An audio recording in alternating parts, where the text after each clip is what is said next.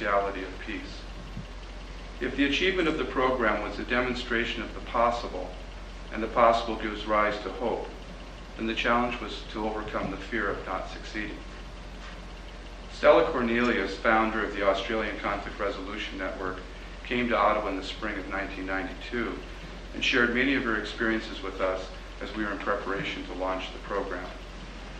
Her advice was to put away our fears and to develop a passion for the possible. There have been many nights when I had to recall her advice, and I've always been thankful for it.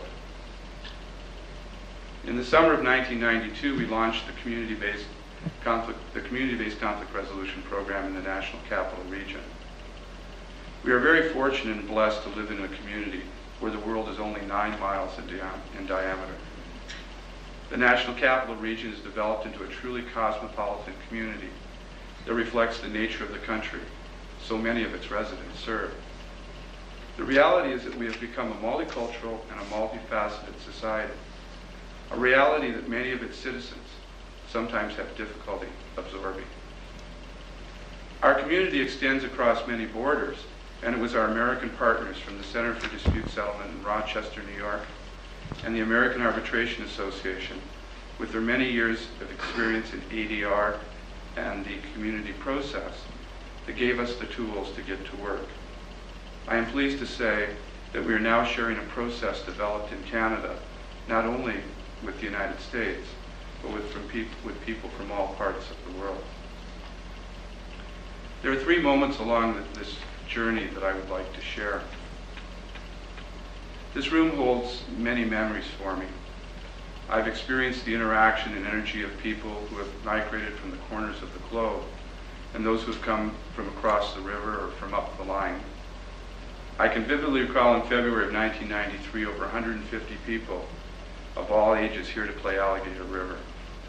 I remember looking up and seeing the variety of viewpoints, talents, and values.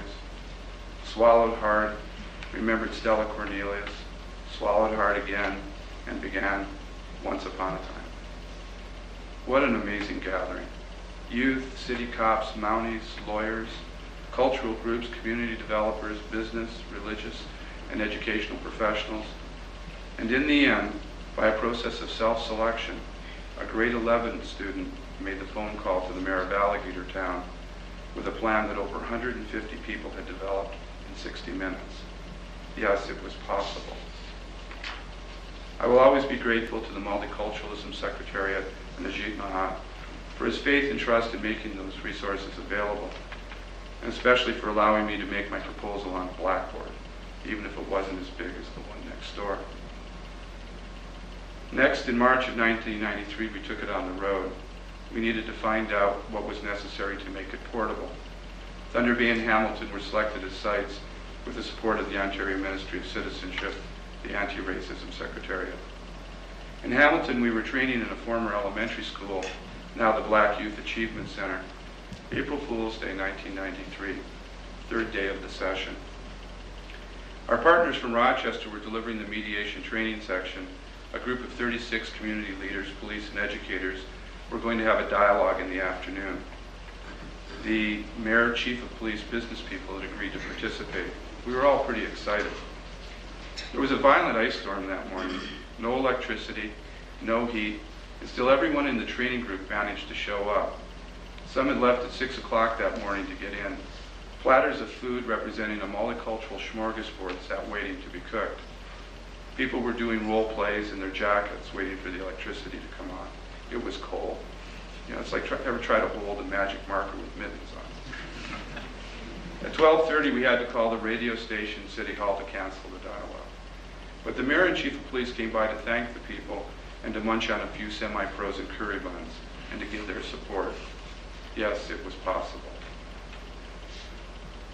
A week ago today, in this room, a group of grade 11 students organized, convened, and led a community dialogue with police, community leaders, and youth.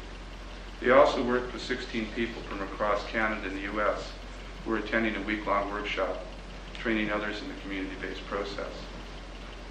At the end of the day, we no longer had a youth program, but a program in community facilitation that was open to youth, and these young leaders were the first to receive its certificate. They have set a remarkable standard. Our affiliate Rana Technologies and the others who volunteered to train these leaders should take great pride and satisfaction in their accomplishment. It has become more than possible.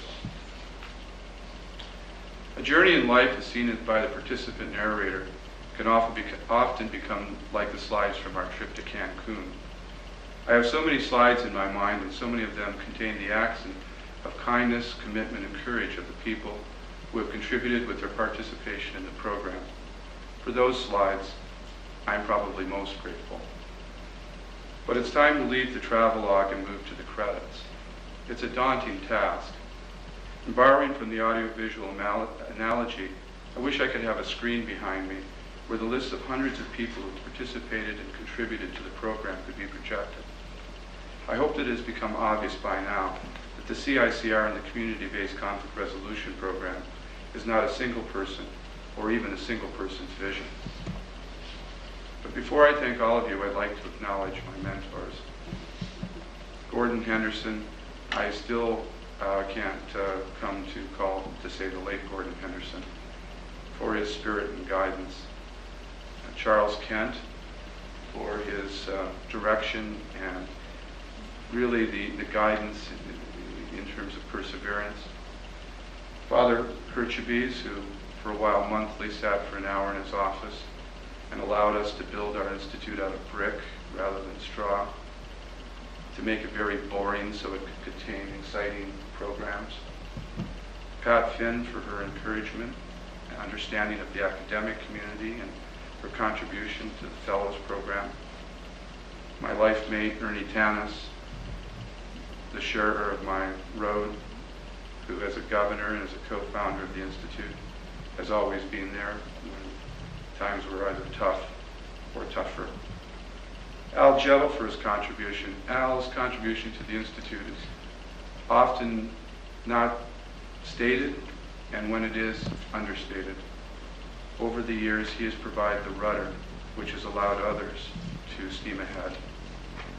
Rick Riley from the American Arbitration Association for teaching me about White Rocks and their meaning. Andrew Thomas and his organization in Rochester for their contribution and work. Maureen Morton, a co-founder, original fellow whose vision of distance learning through the young astronauts in Shuttleview is just coming to fruition as we join the internet and become a gopher hole in the great cosmos.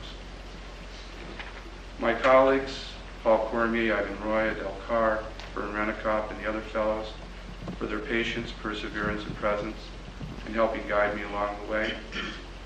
St. Paul, the university, for housing us, for giving the staff and the contributions they make that every time we muck up their school, the cafeteria, and for this room. And to all of those who helped, I would like to say thank you to you with the following. I am at once humbled and yet made richer by being allowed to walk with such esteemed company. I am challenged and yet assured by the collective will and spirit of those who surround me. We have gathered together to celebrate our common journey and to fortify ourselves for the miles to come. It is a journey made remarkable by its destination and goal, that together we can help make it possible to have communities where people can arise each day with joy and sleep each evening with peace. Thank you very much.